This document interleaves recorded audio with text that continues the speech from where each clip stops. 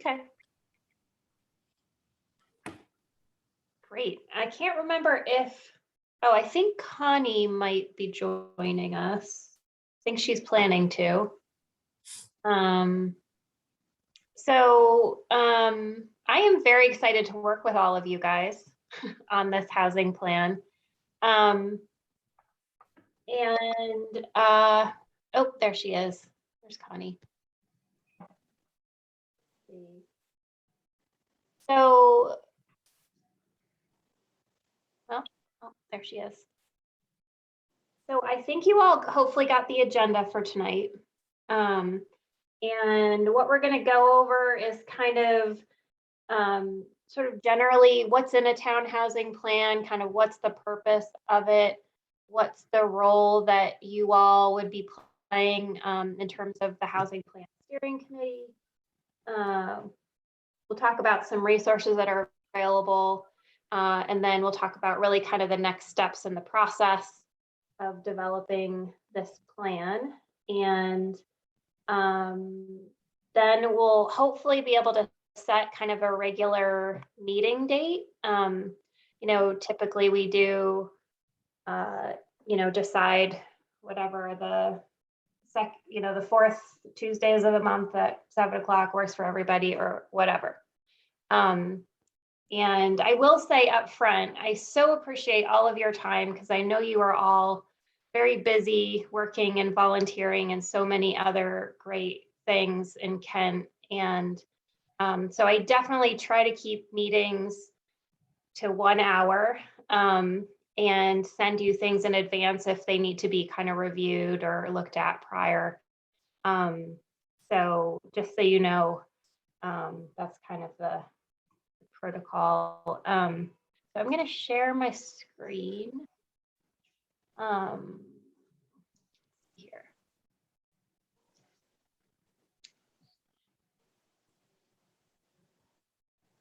All right, can you guys all see this? Yep. So Yes. I know, I'm sorry, I should back up for a second because I've worked with most of you, but just to, I guess introduce myself. I am the Community and Economic Development Director for the Northwest Hills Council of Governments. And so I work for the 21 towns that are in our council. And I've been here for around 13 years working for our towns.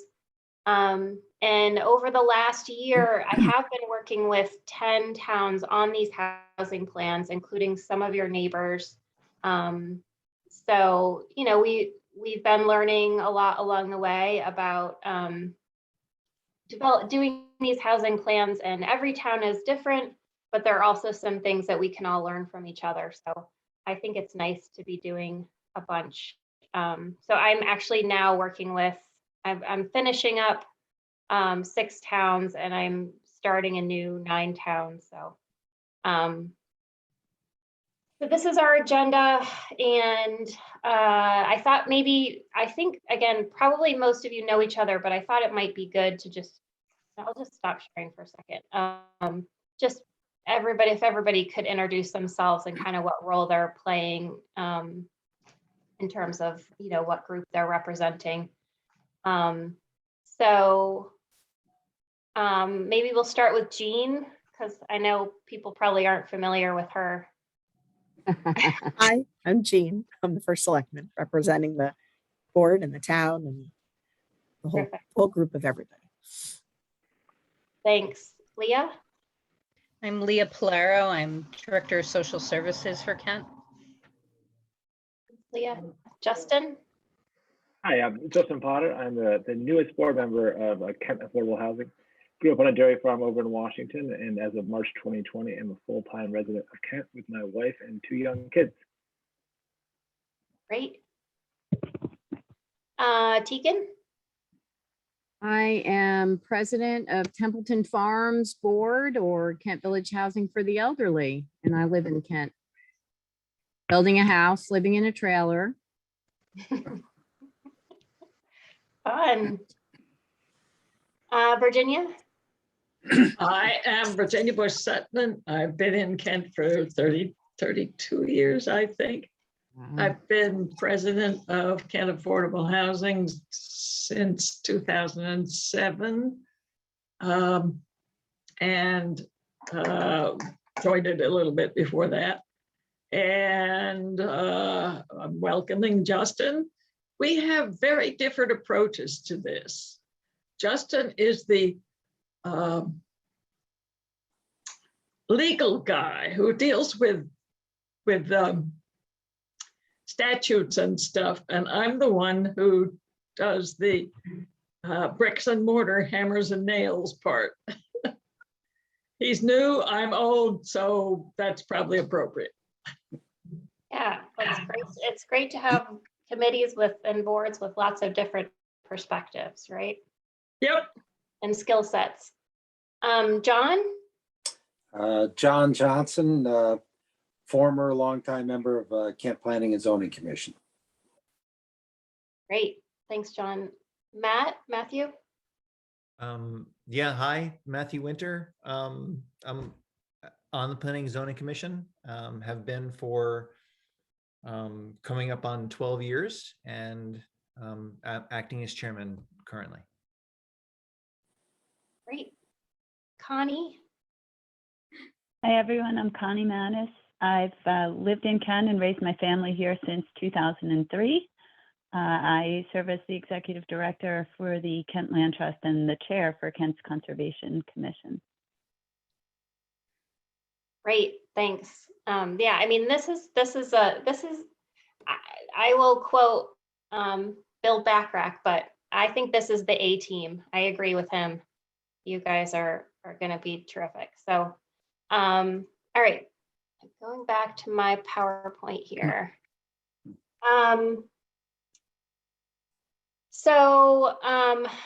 You know, the first question is always kind of, why are we doing this? And one reason to do it is that it's required by law now.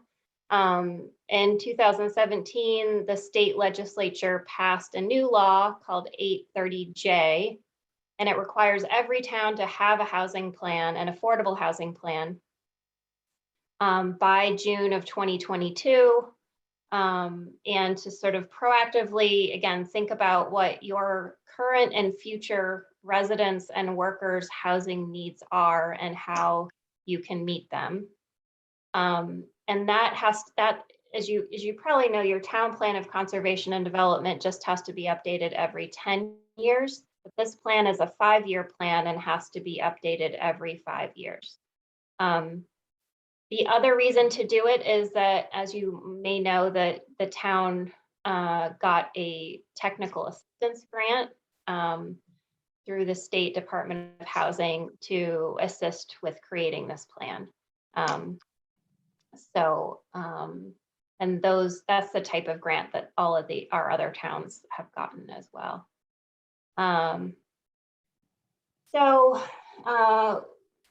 Generally, what's included in a housing plan, I have the picture of the town of Salisbury's housing plan here. That was the first town in our region to do, to create and adopt, a separate housing plan, separate from the town plan of conservation and development.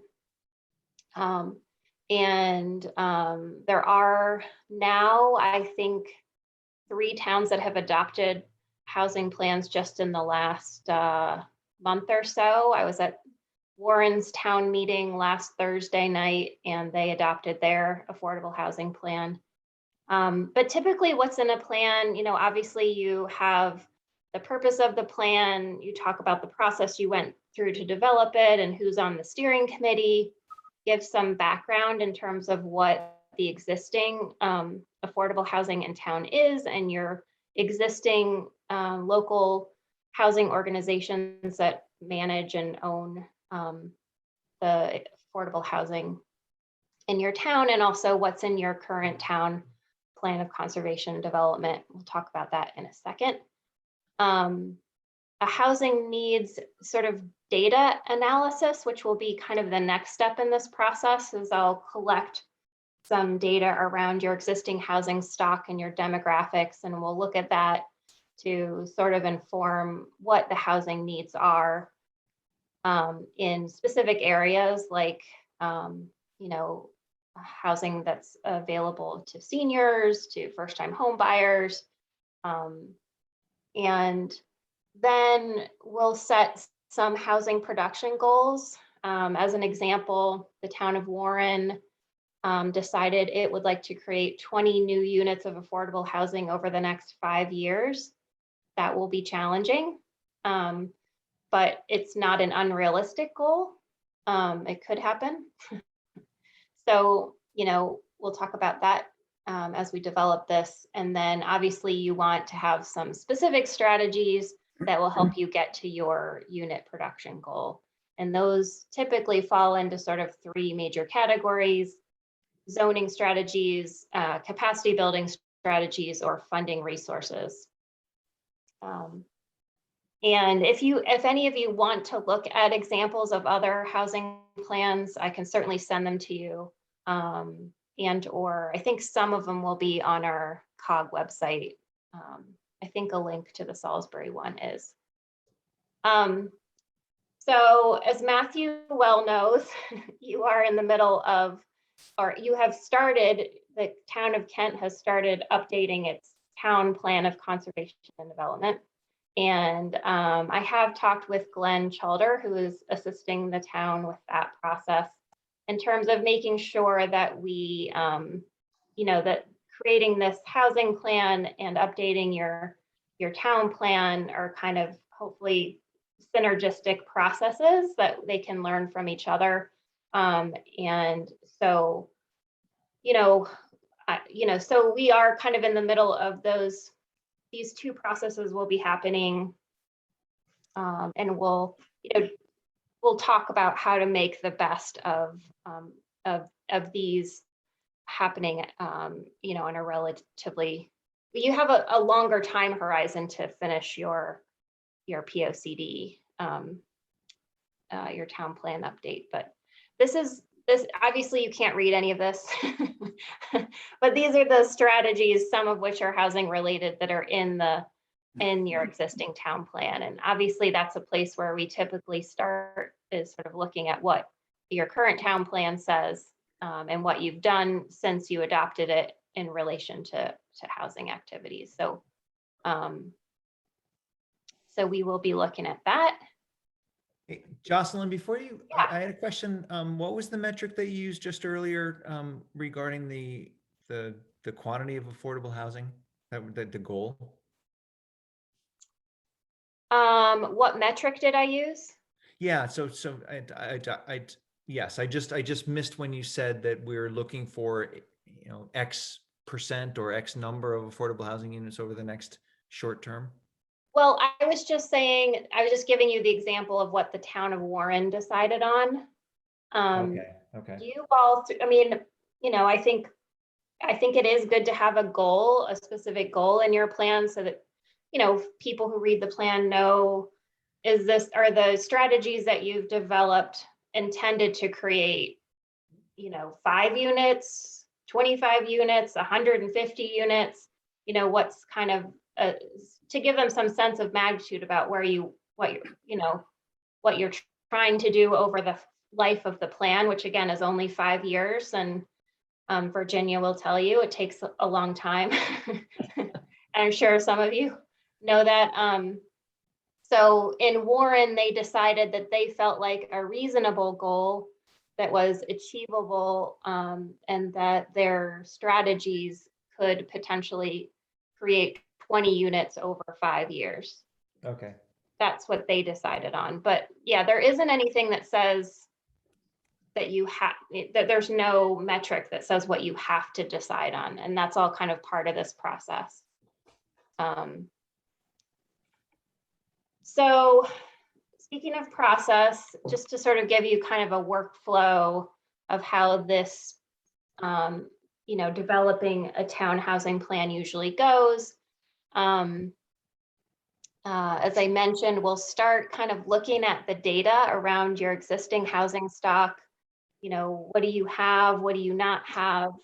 What are your demographic trends looking like? How many, of your households are currently housing cost burdened? what's your existing affordable housing stock? So we'll look at all of that probably at the next meeting. And then often we do some kind of resident and or worker survey of housing needs, asking residents kind of what their housing needs are and or what they perceive as being the town's housing needs. We can do some mapping if we need to, but I'm guessing there's a lot of mapping that has already been done in town that we can take advantage of, and or, again, potentially there'd be mapping as part of your town plan update. So again, we'll just sort of, as we go along, figure out what we need and whether we need to do that.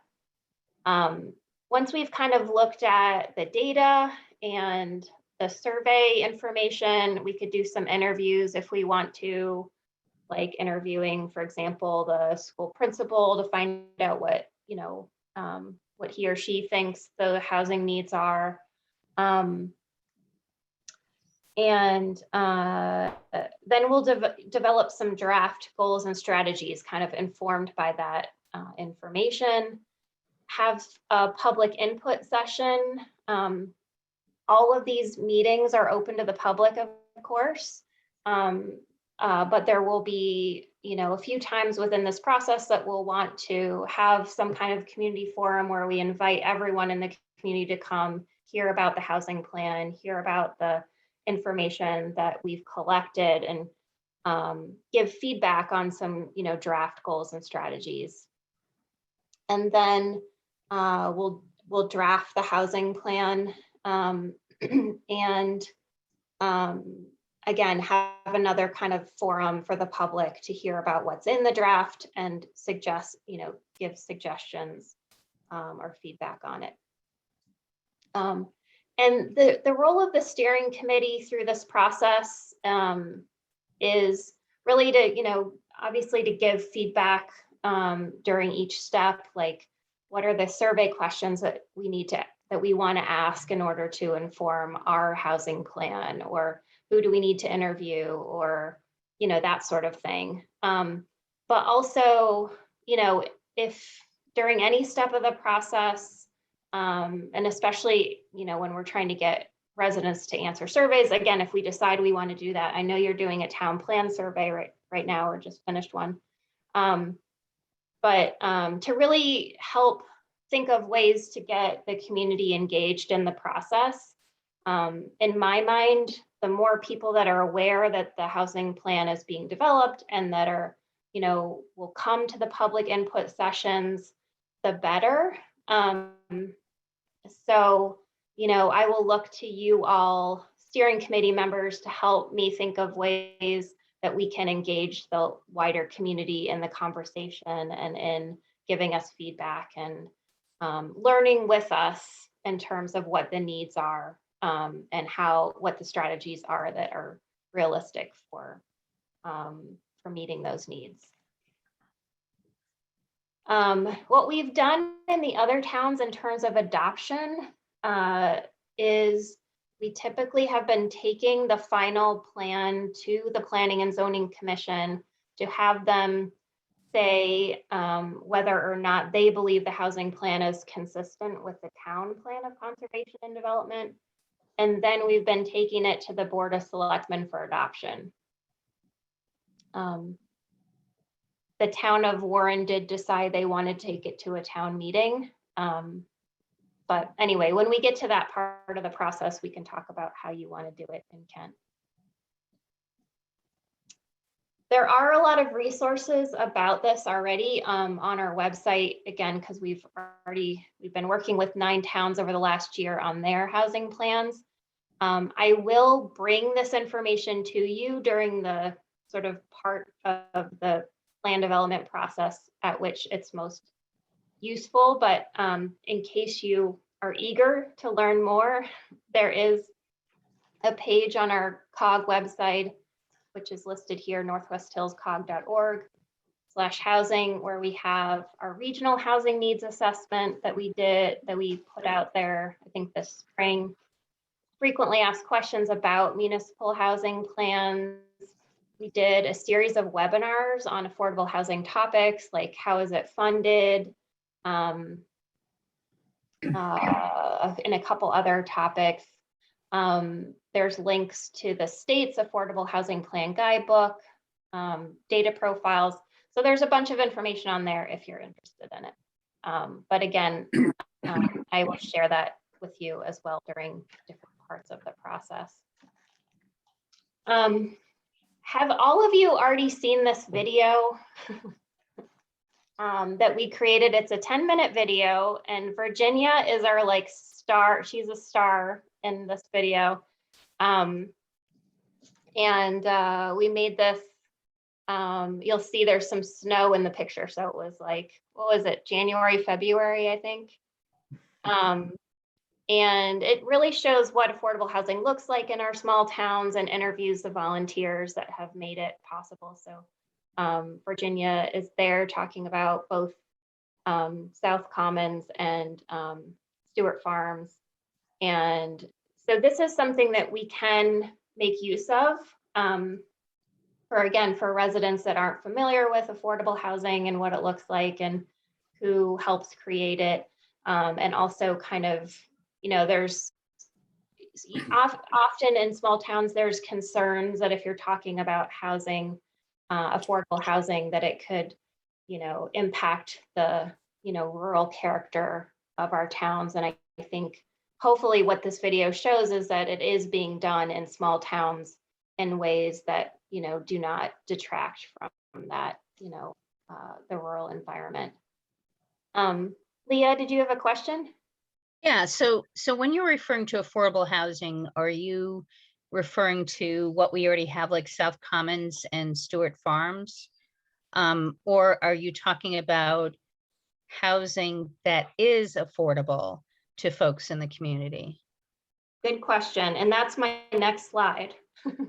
Okay.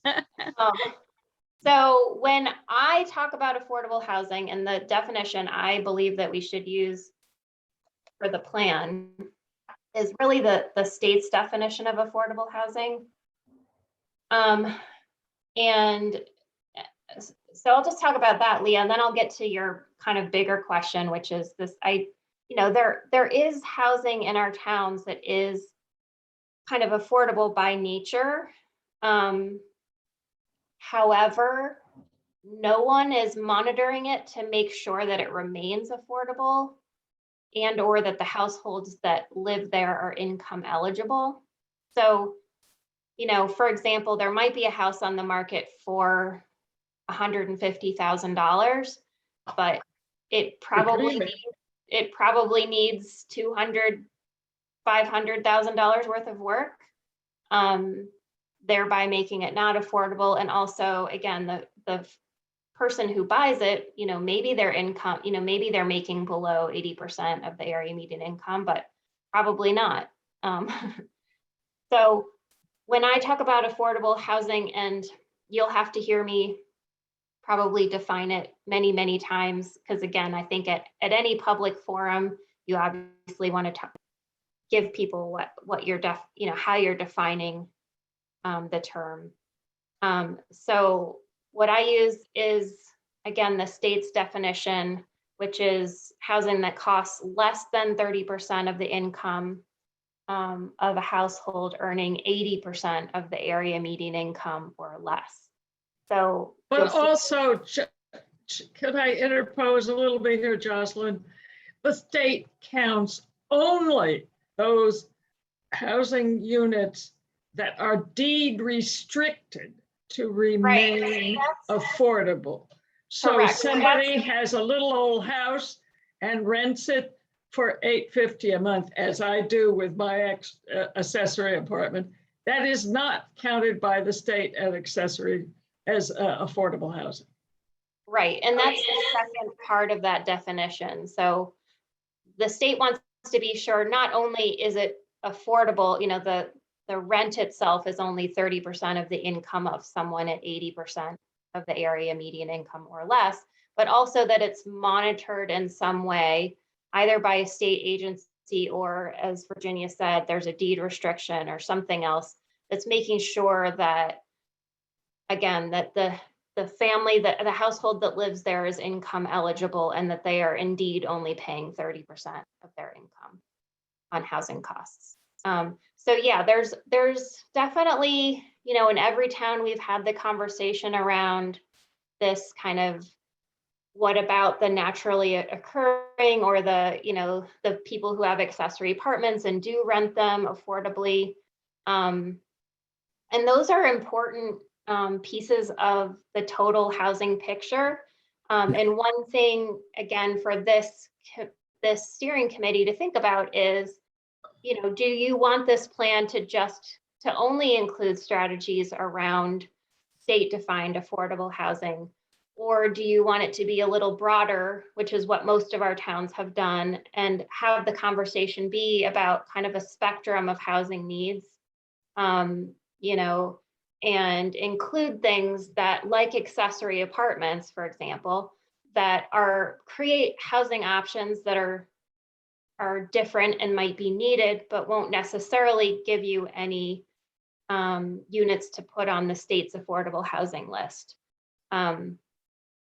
So, you know, that's a conversation that we can have as we go through this process. Kind of, do you want to, you know, we don't have to have it tonight, but that will be for you to decide. We could keep it very like streamlined, and this is only about affordable housing that meets this definition, or we can have it be a broader kind of look at what, you know, what housing needs are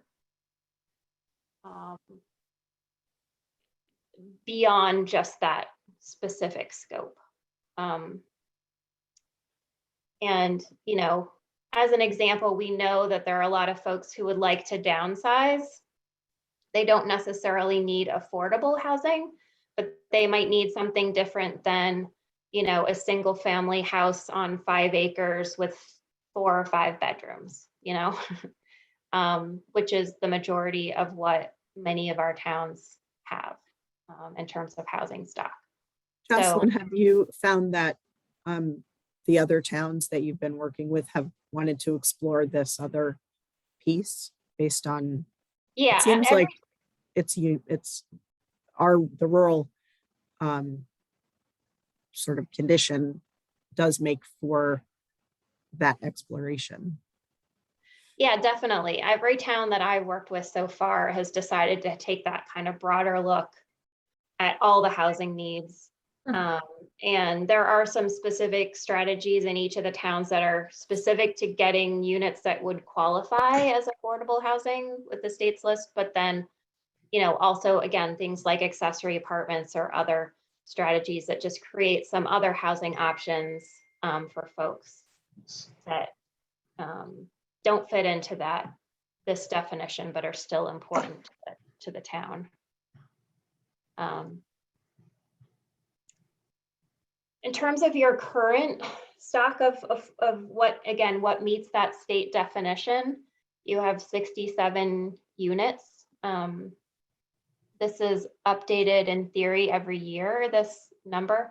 And that 67 represents about 4% of your total number of housing units. Which is good, honestly, you know, compared to a lot of your neighboring towns. Kent has done, and specifically Kent Affordable Housing has done a pretty amazing job creating housing options. The way those break down, just so you can see, again, the State Department of Housing has to keep this list of what qualifies by their definition because of this statute 830G, which Matthew has probably heard some about. Because technically, if a town doesn't have 10% of its housing stock that qualifies as affordable on a list like this, then technically a developer could come in and override your zoning regulations, so long as they meet health and safety requirements, and so long as 30% of the units in their development are affordable. And so the state keeps this list to sort of keep track of how towns are doing towards that 10%. And they break them down in these different categories. So government assisted is typically like if a development got state or federal funding for the creation, for the construction of the or rehab of those units. So you have 58 of those on the state's list currently. Tenant rental assistance is like a housing choice voucher. So that's, when an income eligible individual or family, basically they pay 30% of their income, and this voucher pays the difference between what they can afford and what the market rent is, basically.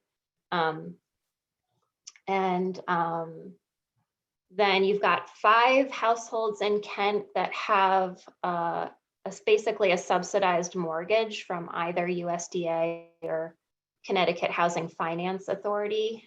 Currently, you don't have any that are under this category of deed restricted. So again, according to the state's list, which isn't perfect, as Virginia knows, but is supposed to be updated annually, you have 67 units, which qualifies, which gets you to 4% of your total housing stock. Couple of years ago, they tried to drop Templeton from that number. And there was a certain amount of correspondence about that, and they have put it back for some, because Templeton is sponsored not by the state, but by the Department of Agriculture. But never mind, that's not important. Yeah. So, I mean, they just want to be sure that, for example, it hasn't. So when agencies like state or federal agencies provide funding, typically there's, say, a 30-year restriction on the housing that says they have to be kept affordable for 30 years. But after that, some of those units could turn to market rate units. I just had a meeting in Torrington, and they were saying a bunch of their units basically just got turned to market rate. So I think that's what Department of Housing is trying to sort of keep their eye on in all the towns is, which of the units are still restricted. And this is sort of obviously the major developments that you have in Kent. South Common, which has 24 units. Stewart Farm phases 1 through 3 has 13. Is that right, Virginia? That's right. And Templeton Farms has 24. Jocelyn, the number of deed restricted units in Washington sort of stands out to me. Are they are they focusing on that, or it just seems a very high number in comparison to the I will look back at that, but sometimes I think that's actually one of their developments. I can't remember which one it is. Just didn't fall into any of these other categories, but it is restricted. So Gotcha. it isn't like they're doing deed restrictions on accessory apartments or something else. It's a development like a Stewart Farms or a Templeton that just that's the category that state has assigned to it. I think it might be the units that are available, what I call the old Montessori school in New Preston, where that used to be located. I can't remember what it's called, but Okay. Yeah. Obviously, we look at waiting lists to think about, sort of how many folks are waiting to get into your existing affordable units. I haven't asked Tegan again and or Virginia recently, so this is actually kind of dated information. But last time I asked, and I will ask before the next meeting for more updated numbers.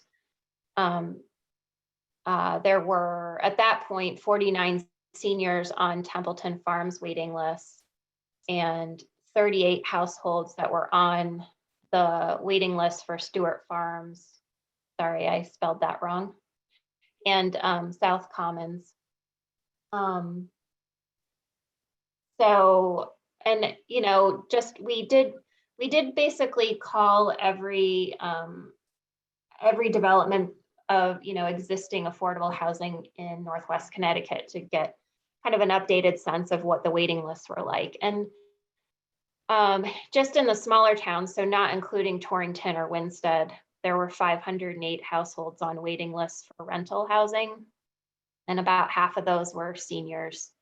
And most of them were having to wait, you know, 2 or more years if they could, you know, to get off the waiting list. And, you know, go ahead, Tegan. Yeah, we had a board meeting last month, and I just wanted to let you know that we have 69 applicants on the wait list for the 1-bedrooms and 7 applicants for the 2-bedroom units. 79? 69 for the 1 60. and 7 for the 2 bedrooms, right? Yeah, so there's a lot of folks who would like to live there. Yeah, that's a big number. That's it's a lot of people. Actually, I have questions about that too, Jocelyn, just out of curiosity, really, is that do people get on the wait list for more than one town? Because it seems like Kent's got more than the other smaller towns, which isn't that surprising. I love living here, but you know, can you provide some clarification around that? The rents, could I say, the rents at Templeton are lower than some of the others at Stewart Farm and South Common. And people start getting on that waiting list when they're like 55 because they know it's a long time, so they join up soon. And I'm sure there's a mechanism for if you turn it down, you go to the bottom or something like that. But people stay on that waiting list a long time. And as it happens, we get a lot of the spillover from that waiting list at Stewart Farm. We have a lot of elderly at Stewart Farm and South Common because they can't wait for Templeton. Yeah, so maybe like the risk of displacement might also be a good statistic for us. If you're asking me a question, you have to articulate a little bit more, please. Would a good data point be the risk of displacement if people get on the wait list and expect to stay on there for a decade or so? That does happen, I think. Yeah, it's a hard one. It would be a good data point if we could somehow collect data around it. The waiting lists are tough because, and I'm sure Tegan can speak to this too, as can Virginia, but I know, you know, at some point, if you hear, you know, look, there's only, you know, 25 units and there's already 50 people on the waiting list, you might decide just to not bother putting your name on it. Or, you know, if you hear it's going to be 5 years to get off. It is true that Templeton Farms, in my experience, you know, we try to get waiting list numbers when we have our regional housing council meetings, and Templeton Farms has always had a lot of demand, a lot, you know, a good waiting list compared to some of the other neighboring towns. But Lea, I think you had your hand up. Yes, I did. I encourage people to put applications in if they're not totally restricted to being in the town of Kent, especially if they're looking at senior housing. I encourage them to put multiple applications in. And I even keep a list, which I have to update, of all the way up to Southbury and then all the way up to the northwest corner of different housing and how to contact them. And because of the the issue with wait lists. And most of the folks that come to see me to get on those lists are not thinking ahead and are in their 50s or 60s. Very often, some of these folks are already in need of that housing at the time they come in. So, so it's difficult. There is no waiting room. There's no place to wait. When Mm-mm. people need an apartment because they've been priced out or thrown out, they need it now. So. Yeah. Well, and I guess I would also say, I think that probably one of the reasons why you guys have a longer waiting list is because you have really great resources in town, like Leah and Virginia and Tegan, who, you know, are talking to people in town about the resources that are available. So they're hearing about them and they know they can get on the waiting list. Where I think some towns, people just have no idea that there is even affordable housing in town, or what it is, or how to get on the waiting list. Or in some places, they're discouraged from getting on the waiting list, frankly, by staff. But there are also websites like Affordable Housing Connecticut, which will channel you through to at least us in Kent and probably some of the other ones. What's the current housing situation of the folks who are applying for the Templeton Farms waiting list, et cetera? Are these people in town with houses they can't afford? Nothing to do with Kent, but it lists all the different towns. Sorry, it seemed like people were talking over each other. I couldn't see who was talking besides Virginia. Was that Justin? Yes, I just have a question regarding the background of the folks who are applying for the Templeton Farms waiting list, et cetera. Are these people in town with houses they can't afford? What's the general background of the applicants? It could be almost anything. I mean, it could be that their son or daughter lives in town and they've reached a point wherever it could be in another state that they're living, and then they want them to move closer to family. It could be a multitude of reasons why people would seek affordable housing or senior housing. But Jocelyn, when you get to the point, like not tonight, but when you get to the point that you talk more about affordable housing and this group works on making a decision about whether they're going to stay really tight to that as part of the plan, or if they're going to look a little bit more broad. Can you, for the group, be able to define what the criteria is in order to be able to go to affordable housing or use affordable housing outside of the income guidelines? Because there's other reasons why people can't necessarily go into certain affordable housing situations. Yeah, we can definitely have that conversation. And, you know, even as early as the next meeting where we look at some of the data around that, you know, Leah, I would love it for to have that conversation about some of those other. Quickly, I could say there are credit checks, there are previous landlord checks, there are income checks, because not only do they have to have too little to buy market rate, but they have to have enough to pay the rent at the affordable housing, because the affordable housing runs on its own operating budget. So that has to be maintained. Dogs aren't allowed at some. They have to fit the number of bedrooms in the unit. They have to fit within the 25, 50, 60, 80, because each place has different income limits. So it's a multiple, it's a sort of one of those things with a whole lot of sides to it that you have to fit in. Yep. So I just have a few more slides here. But I did want to talk just very briefly kind of about a few main data points that we look at. And again, we'll get into that more at the next meeting.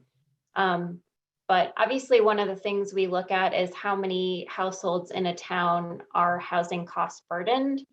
And you're considered housing cost burdened if you spend more than 30% of your income on housing costs.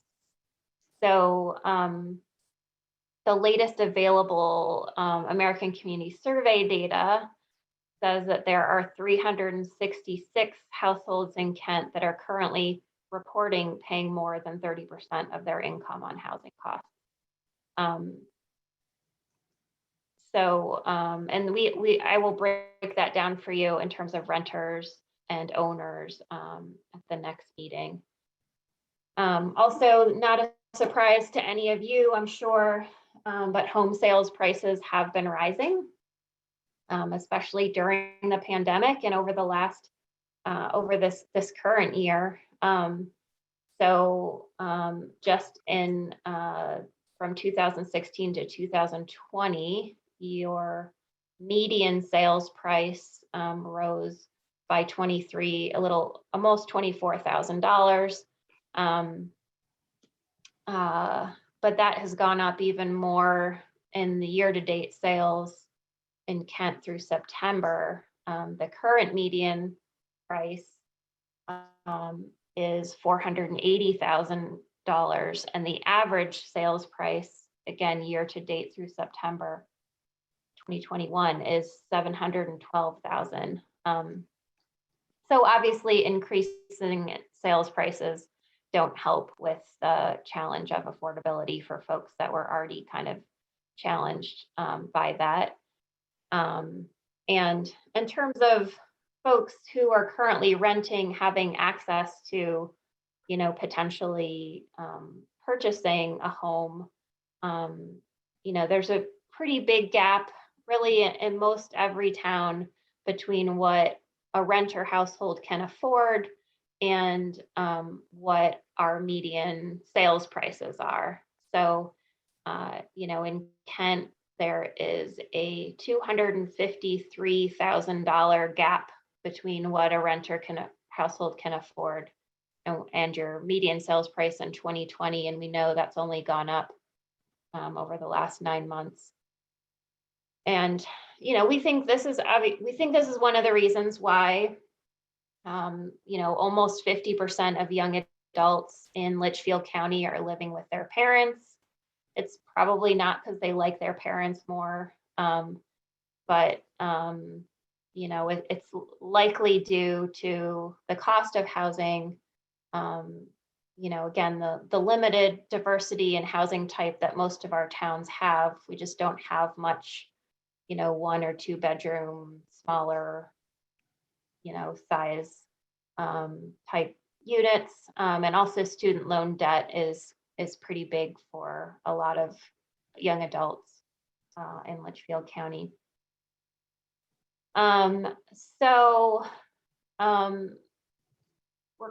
on to next steps. As I mentioned, I will bring back to you at the next meeting more data around your existing housing stock, your existing demographics, and we can talk more about that in terms of informing kind of your plan and what what the needs are. And then the other thing that we typically do is some kind of SurveyMonkey survey about housing needs in town. And I do know that that residents just took a survey around the town plan of conservation and development. And Matthew, I didn't get a chance to see kind of what the questions were that were on there. I don't know how many of them were related to housing. So maybe we could talk about whether you would want to do a separate survey around housing needs. Well, there were a couple of questions about housing, but certainly it wasn't focused on housing. It was as you can imagine, probably more broad. I can share with you all of the data that Glenn has given us so far regarding those, regarding the survey results and his analysis of those results. So I'll make a note to ask Glenn to share those with you. And Donna may have already posted those on our file share from our POCD meeting on the 14th. Is it the 14th? They are posted. They're publicly available in those meeting documents. Okay, great. Yeah, But so we can, I'm sorry, we had it, I'll give you my personal opinion that we thought that the survey was well answered in terms of the quantity of people who logged on and completed it. So if we wanted to do a separate one, I think that people would be willing to respond. Great. Although any survey like this is going to have an inherent selection bias of the people who respond. In looking at the demographic for the folks who respond to the POCD survey, it was frankly a lot of older folks. I remember the commission spent quite a bit of time discussing that. There weren't many responses from younger folks who perhaps can't even find housing within town, et cetera. And of course, the survey of the folks in town are going to be folks who already live in town. yeah, so we can also do, one of the things we've done in Washington, for example, we did a resident housing needs survey, and we also did a survey of folks who work in town but don't live in town. Great. So we could talk at the next meeting. Again, what I could do is I could share with you before the next meeting the survey questions that we did, for example, in the town of Washington or the town of Warren, and you could look at the questions they asked to get a sense from residents both what they've experienced in terms of housing needs, but also what they perceive the town's housing needs to be. And then I can also give you an example that we did in another town of folks that work in the town but don't necessarily live there, and what their housing needs might be. And so we can talk at the next meeting. Again, you will have seen some examples, and we can talk about whether you want to do that kind of survey and how to get it out there to folks and get people to respond to it. So that you Jocelyn, don't- the town has a paid SurveyMonkey account, so we can build it and push it through that. Okay, I do too. So Okay. Either Great. way, yeah. And I just want everyone to be aware that there is one more survey that is going to come Yes. out of Okay. all town, as many town residents as possible and people who work but don't live in town. And that is in connection with the America Rescue Plan money. Okay. The questions are going to be different. They may be interesting to this community because there may be data that's collected that is about how COVID impacted people's ability to pay their rent or their housing costs. So the results might be, they might be informative to us, but the questions are different. And so I don't think there's any way to get around doing 2 surveys. I just wanted you all know that because you're going to see it come out.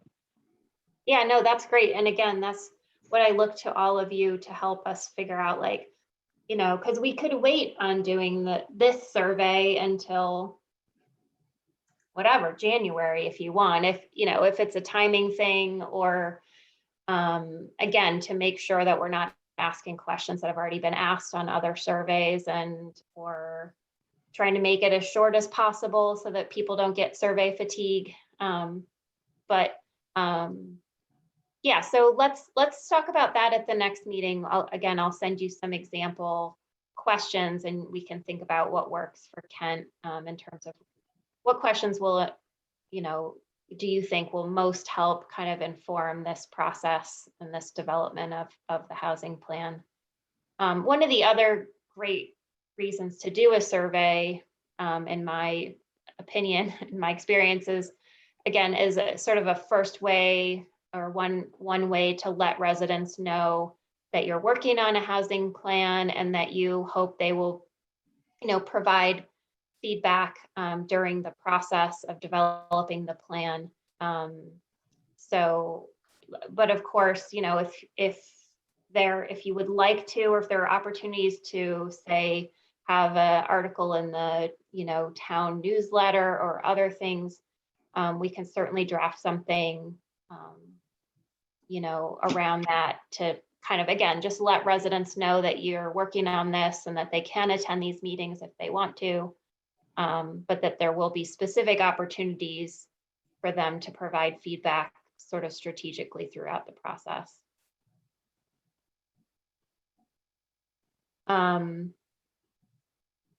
So with that, really the next thing is to talk about a next meeting date and what all you would like in terms of a kind of regular idea of a regular meeting date.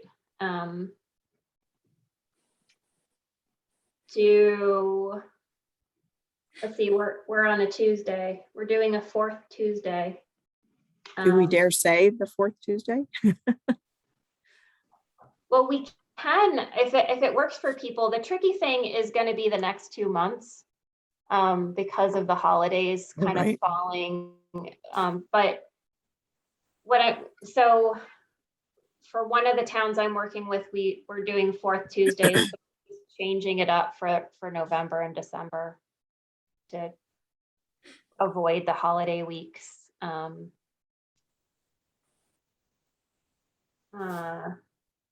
Let's try and do it. Let's just say tentatively, that's it.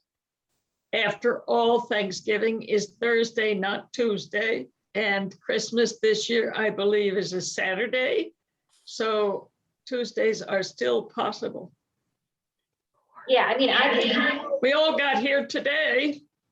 Yeah, I mean, I would prefer not to do those weeks myself, but want to move it to the third?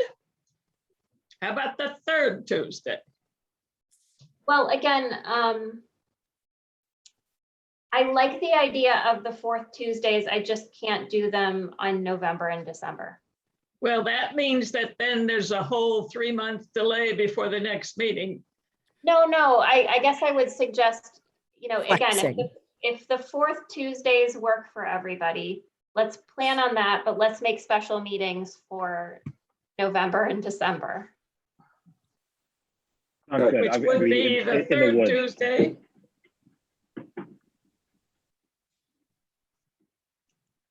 Sorry, Justin, you were saying? Well, so I guess what I could propose. Meeting, Matthew. I call you Matt.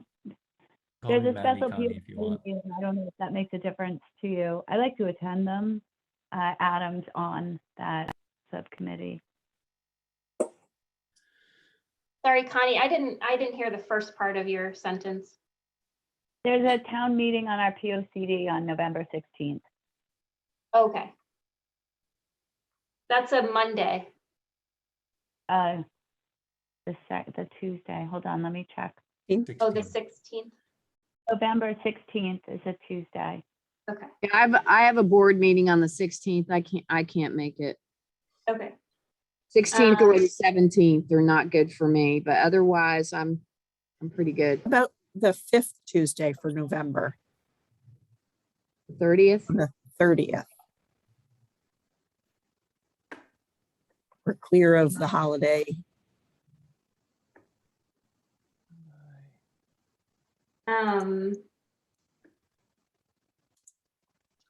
I can do it, but I will not be in Connecticut, but you guys wouldn't know that. So. Good for you. Yeah, that night doesn't work for me. Okay.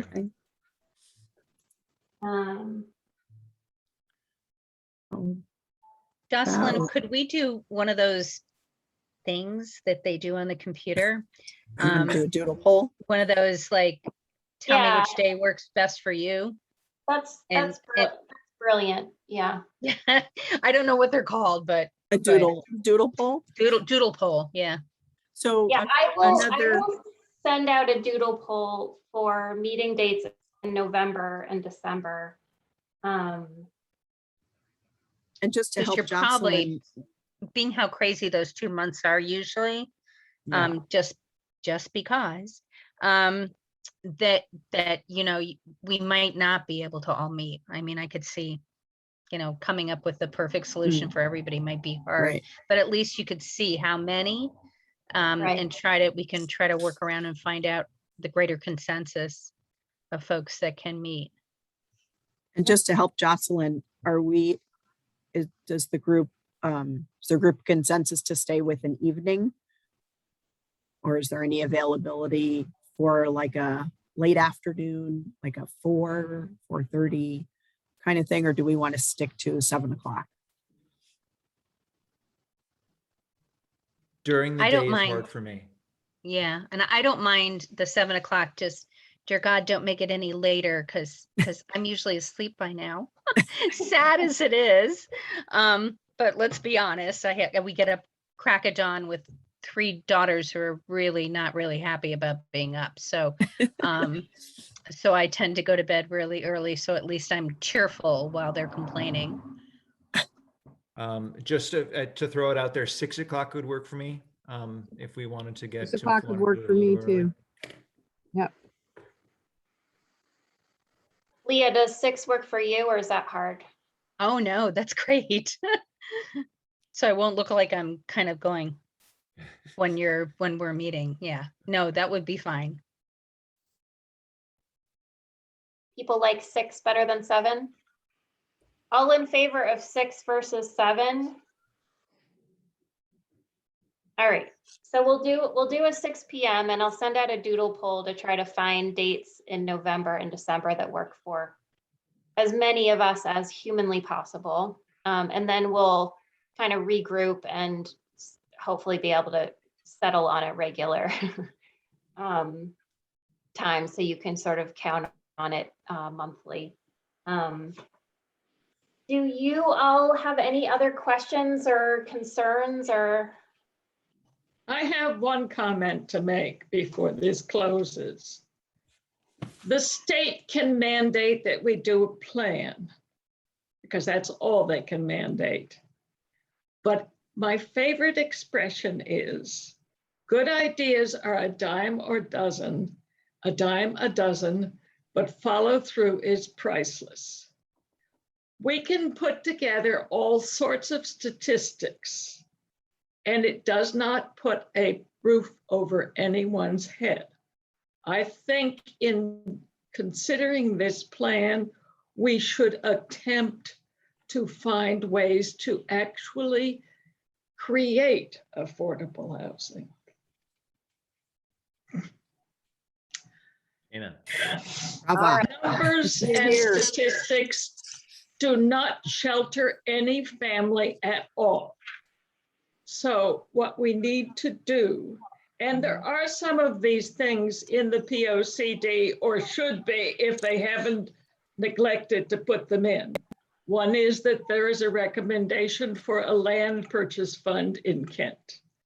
Another is that there be a town official with the town government charged with overseeing affordable housing in Kent. That has been in the Plan of Conservation and Development since 1989, and it is repeated in every 10-year Plan of Conservation and Development, and it has not happened. Virginia, just to hang in there with us so we can go through this process of getting everyone on the same page. I know you've been doing this for a long time, and I know it's hard to, like, you know, start at the beginning of the process, but you know, we will totally get to all of those specific ideas and strategies. And I certainly agree with the importance of creating a plan that will be implemented. I don't think any of us want to sit around on an hour-long meeting for each month for 9 months and create something that's just going to sit on a shelf. But just hang in there with us while we get through the process of, that background work, so everyone's on the same page with kind of what those needs are, what the goals are, and then, what those specific strategies. We know you could write this plan for us today, but we're going to go through the process anyway. Oh, of course you are. Of course you are. I'm just saying that that it needs to go beyond that. For example, the Salisbury Affordable Housing Plan has a page where it gives a list of the possible places where affordable housing could be built and how many could be put on each one. And that totals 75 units that they have pinpointed places for in the Affordable Housing Plan. That is not outside the mandate of the housing plan. I'd be really interested in seeing plans that you think are really effective that other towns have done. And I also think, to your point, probably doing this plan makes sure that no doors are closed to us with respect to available funding. So I do imagine that without this plan that's mandated by state law, we might not be able to access some funds that could be very helpful. So, The first thing you need for funding, and I have raised, what, 3-4 million for Stewart Farm. The first thing you need is land control, which is why it's so impressive that Salisbury has identified so many places. They don't necessarily own them, but they know where they're trying to get them. So I do want to stay true to my commitment to try to keep you to 1 hour. But yeah, I'm happy to, before the next meeting, I can share some example housing plans of some of the other towns. And again, I will send those example survey questions for you to look at in advance so we can have a conversation about what might work for Kent. And obviously, if there's any other information you want to share with me before the next meeting, please feel free. Again, I will bring those boring data and statistic numbers with me at the next meeting and we'll go over them. But again, to just sort of put some numbers around some of the things that you guys hear about every day and sort of pinpoint what you want to focus on in terms of needs to address in your housing plan. But thank you all for your time tonight, and I'm really looking forward to working with you on this. Again, any questions, comments, concerns, feel free to email me or give me a call. And I will send out that doodle poll tomorrow to try to find a date for the next meeting. Great. Thank you, Jocelyn. Thank you, Jocelyn. Jocelyn. We'll Thank you adjourn all. at 8:09. Great. Thanks again. Good night. Thanks. Good night.